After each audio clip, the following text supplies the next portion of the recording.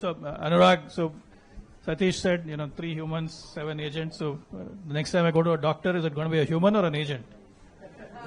Great question. How many of the folks in the audience are students? Can I see a show of hands? I'm a professor, so I need to know my audience.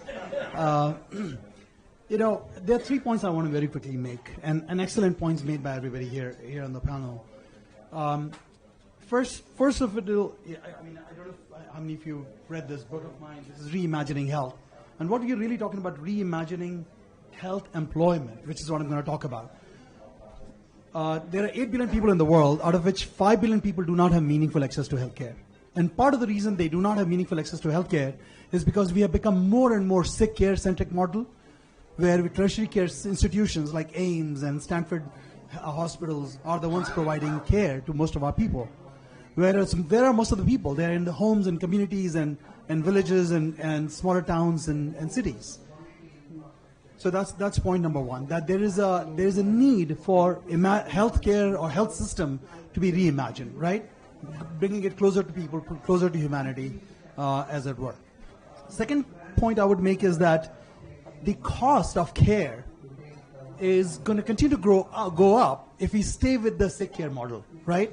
So if we want India to be a Viksit Bharat by 2047, or we want rest of the LMIC settings, the 5 billion people I talked about, for them to emerge out of poverty, emerge out of their resource constraints, they need to make sure that they are able to keep their populations healthy and productive in a cost-effective way.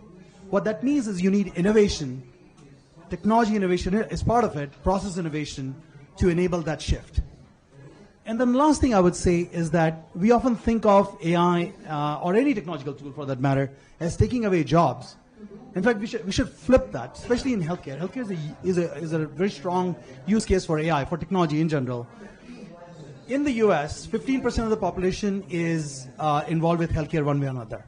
If you translate that number to India, you're talking about 150 million plus jobs.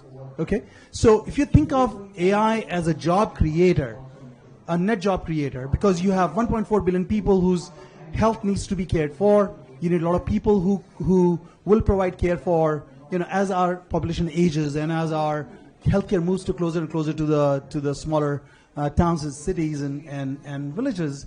We need more and more people. But how are you going to do that? The one way you can do that is by enabling them through technology. Now it could be devices, diagnostics, or digital health. And the latest tool in the toolkit is AI-enabled systems. I was just looking at the new kind of jobs that would be created because of AI. How many of you have heard care navigator for high-risk cohorts, diabetes, TB, pregnancy, heart failure? Care navigator for high-risk patients. Those jobs don't exist today. So you, in fact, are going to create new kinds of jobs.